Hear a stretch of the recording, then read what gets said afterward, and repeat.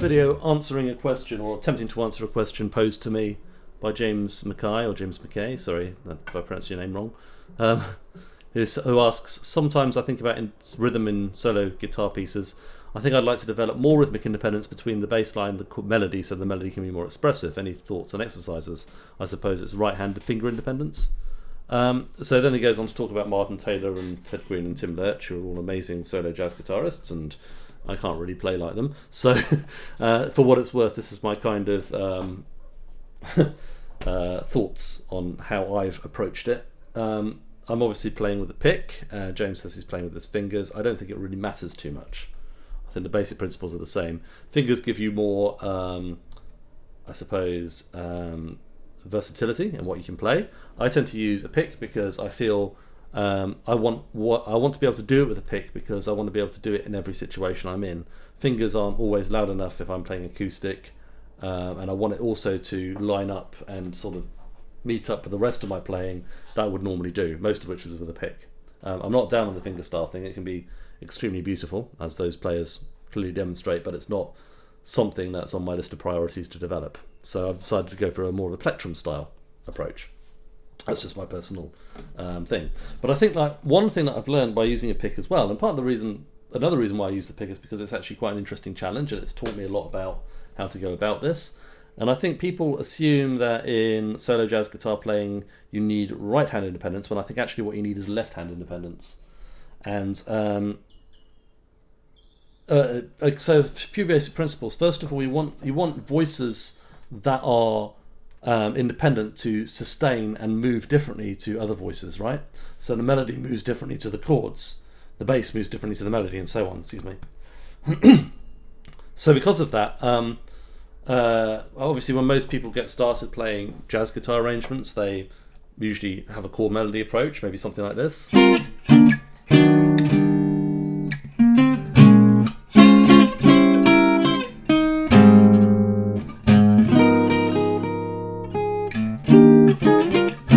And so on, right? There's nothing wrong with that. Actually, it sounds really good to me. It's just that you're not going to get that sense of there being like, different voices in the music because everything moves together. It's what we call homophonic music as opposed to polyphonic music, which is what you want, many voices. So I think in general my approach has been to take well, I have two approaches really. The first one is to take melody and bass together, working on melody first, then adding in bass and adding in chords. And the other thing is to use just chords and go out from there. Both I think are quite effective. I think in practice you end up doing some of the same things that you would anyway. It's just that sometimes you need to find chords that work with certain combinations of melodies and bass notes. So for instance, if I've got a melody on the A there and the F there, I need to find a chord in the middle that works, and usually it's just whatever I can grab, or maybe this. But I don't like that one so much because all the notes are a little bit squished up by the melody. So again, like there's a few things like I think it's not as important to keep the melody, the bass line walking throughout the melody, because I think it's like attention. Musical attention will be on what's the voice that's actually active. So if you've got a load of stuff going on in one voice, the other voice can subside away into the background. If you look at Bach, or Bruno Mars, 24 Karat Magic, there you go. The production on that is a place. They're both, you can listen to a fugue by Bach or a modern pop tune, and both exemplify the same principles, which is that you want your attention to be on any one place at any one time. And if you listen to Bach, it's like, we can get some effect with heavily arranged contemporary music as well. It's interesting if you start listening to it through those ears and not necessarily through the harmonic ears all the time. There's some commonalities which would surprise you. So I think like that's a good thing to do. It's a good thing to bear in mind, perhaps. So I mean, if we have like the first, if I'm using Misty as an example, we have so pause. Pause, pause, and so on, right? So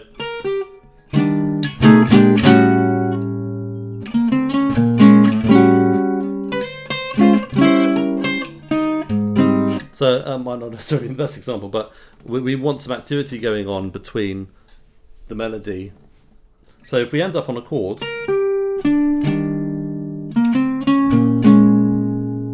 and then there's a little pause there.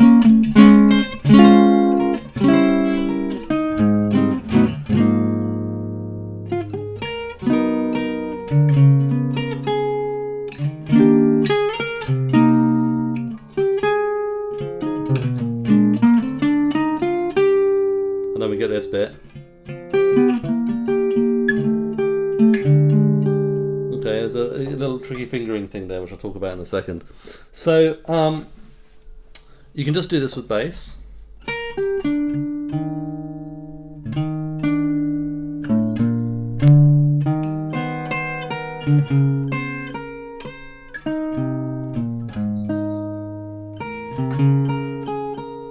So I'm just sort of experimenting with moving bass lines around. In practice, you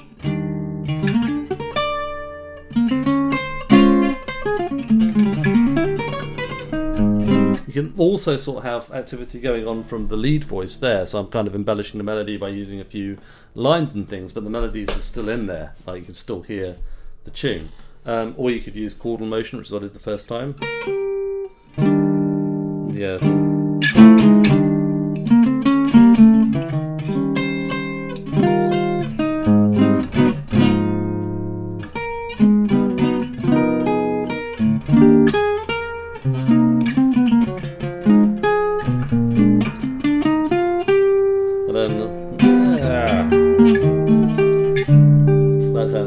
So what I'm doing there is I'm using more chordal motion, a lot of these sorts of line cliche sort of things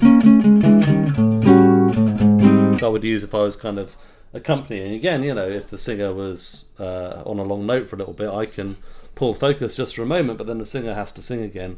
So these things are all related to comping, you know, and ensemble playing. It's just that you are the ensemble. So in terms of, you know, getting bass independence, I think like well, actually James was really talking about melody independence. The main thing is always to let the melody lead.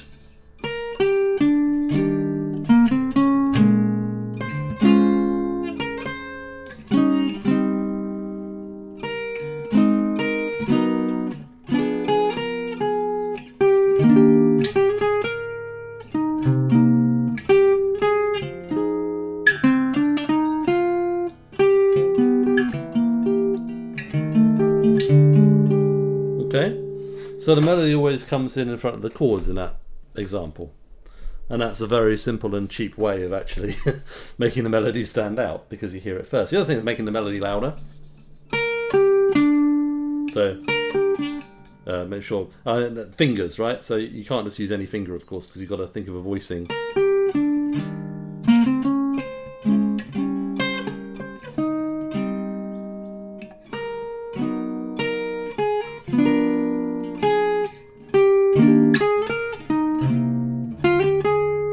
Yeah, like that, right? So, you know, you can just kind of sketch in the chords a little lighter. I can do that with a pick, so you can definitely do that with your fingers, no problem. Okay, so then the bass comes in. So I think, like, if you're thinking of a groove, let's take, you were talking about Latin grooves, so let's take an example of...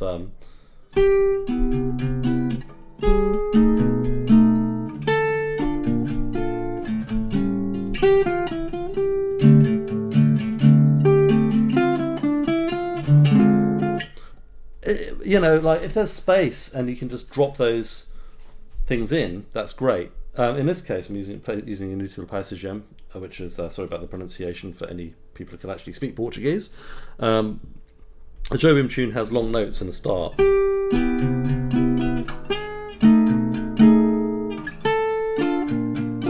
I'm doing a fairly sort of cheesy sort of feel.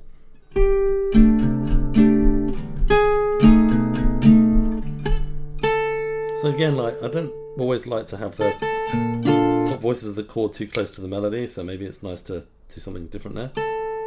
What about...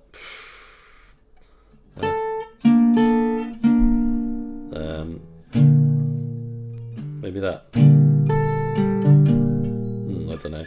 I haven't found a satisfactory chord for that B flat major 7th yet. And this is... But But then if you do first inversion, you lose that contrary motion thing,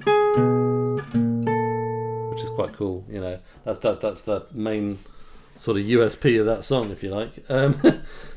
So what I'm trying to say is that you've got to make the melody sustain. It's like,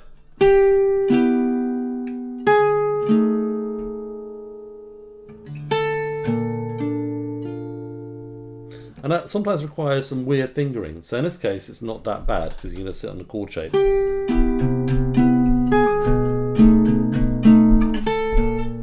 And I'm going there using the notes of anticipation as da, jing, dum, ja, da, jing, dum, ja, da, jing, dum, ja, dum, jing, dum, ja, ba, dum, ba, dam.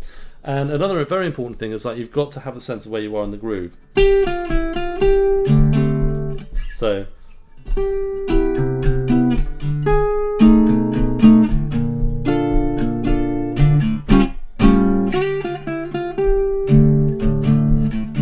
Got lots of time to. So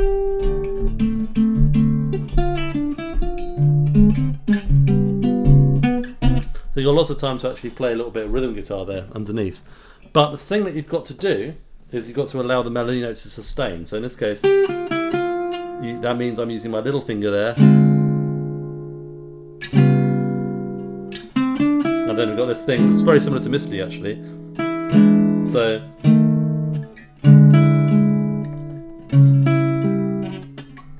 So there's a little classical guitar trick which I learned, which is that when you want to keep a melody sustaining but you absolutely have to refinger for the next chord, you can just jam the finger onto the same fret.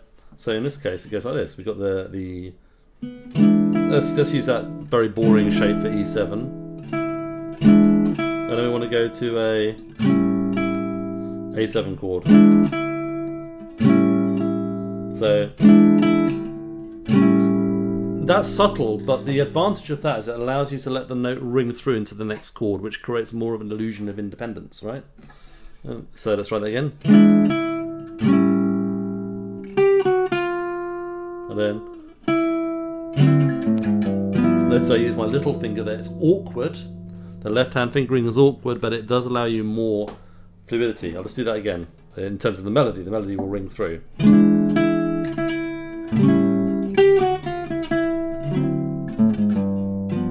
So I don't have to re-attack the melody note, which sounds clunky.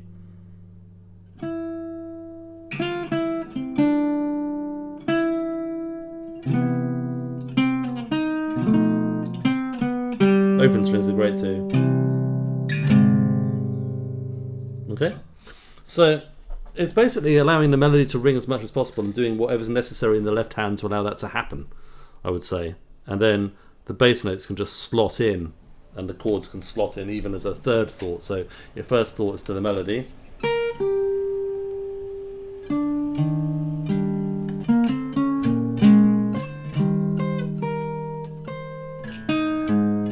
See? So it's literally melody, bass, chord, melody, bass, chord.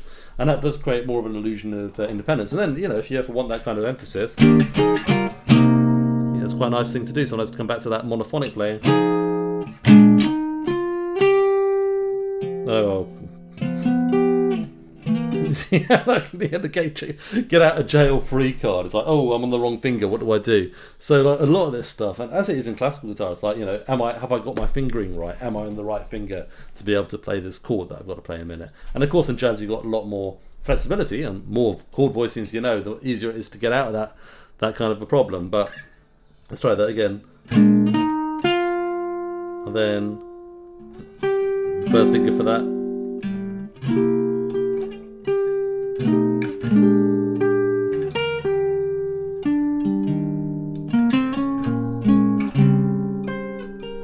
Ah!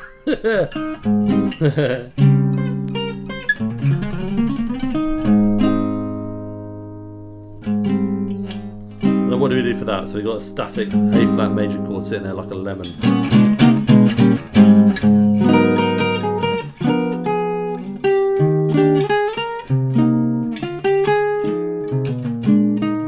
Okay.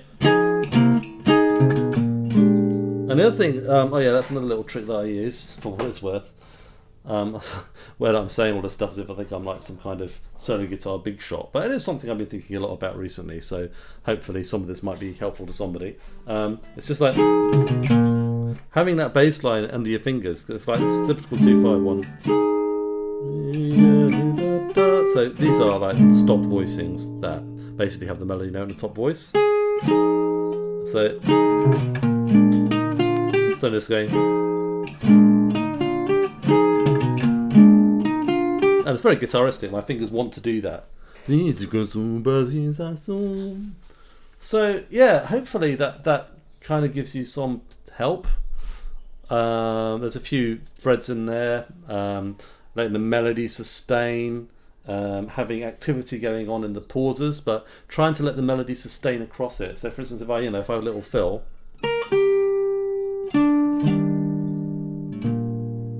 even if something similar, just go down to the fifth.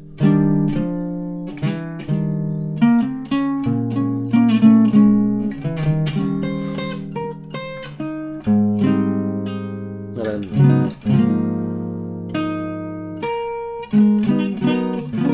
that's kind of old school jazz guitar a little bit more when I'm actually doing melody and then chord. They shouldn't call it chord melody, they should call it melody chord. So you might not always necessarily want a bass line there, but if it is bass you want, then you need to prioritize bass. But the melody is always the first thing, and you've got to keep that sustaining, and you've got to use these awkward fingerings sometimes to allow that to happen. I actually realised this ended up being quite a long video, but I hope that is helpful to you. As I say, I'm working through this stuff myself, and just sort of seeing what I can do to try and improve my playing. As always, and it's nice to be able to put this stuff under the microscope. It's always paying attention, I think, to the melody and paying attention to how the melody sounds. And sometimes I find like I play something and I think, oh, that wasn't very good, and then I listen back to it and it actually sounds a lot better than I was expecting. But it's keeping the interest going in all the voices, making sure you can, looking around at interesting things going on in the guitar, and then you have the melody sustaining through. And if you want the bass line, then you need to kind of really bring it out by basically making the thing that's only secondary in importance to the melody.